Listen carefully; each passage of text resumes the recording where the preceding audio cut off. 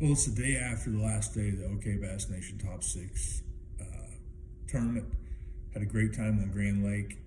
I finished last place for boaters, which is no good. Our team come in fourth. I really think if I'd have caught them, we would have come in third and got a check and got a plaque and that whole stuff. But I drug up the caboose. I drug up the rear there. I totally choked on that deal. So I think what happened was, in retrospect, right? Hindsight's always 20/20. I show up at Grand Lake, first time I've ever been on lake, first time I've seen the lake, first spot I go to the back of Horse Creek. I like to practice, I like to go all the way back to the creek and work my way out. This time of year, see if there's any fish in the back. Go back to Horse Creek, there's shad everywhere. Second cast, catch a 3.5 pounder. 20 minutes later, I catch a 4 1/4 pounder. I'm like, dude, I'm gonna freaking catch 20 pounds a day. So I leave Horse Creek and go try to replicate that bite in Honey Creek, which I caught some fish in Honey Creek, but at that time it was a little bit later in the day. There was still shad back there on day one of practice, so I thought no big deal. This is a morning bite, and I went to try to find some afternoon stuff.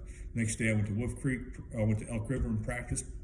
10 minutes in, had a keeper on a shallow stump. Thought this is a good pattern. Went and fished docks at Wolf Creek.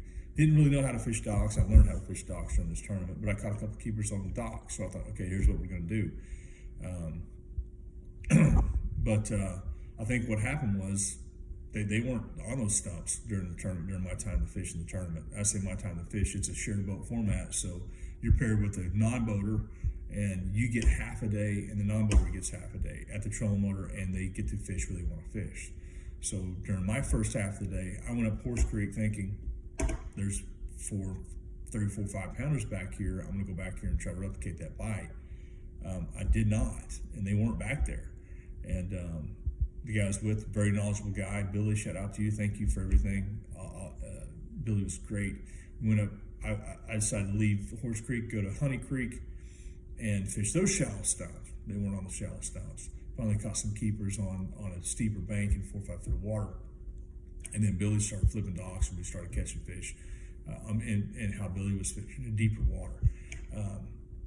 Hindsight being 20/20, they were dropping the lake. And I think when they dropped the lake in combination with that cold front, those bass moved off that shallow stuff onto some deeper stuff in the kind of the middle of those creeks. So didn't recognize that till it was too late. Next day, the guys that fished the main lake stuff did really good. I got paired the next day with the number one non-boater. He got like 9 pounds the day before. I said, dude, let's go fish your water. He's like, let's do it. We'll catch a limit right out of the gate.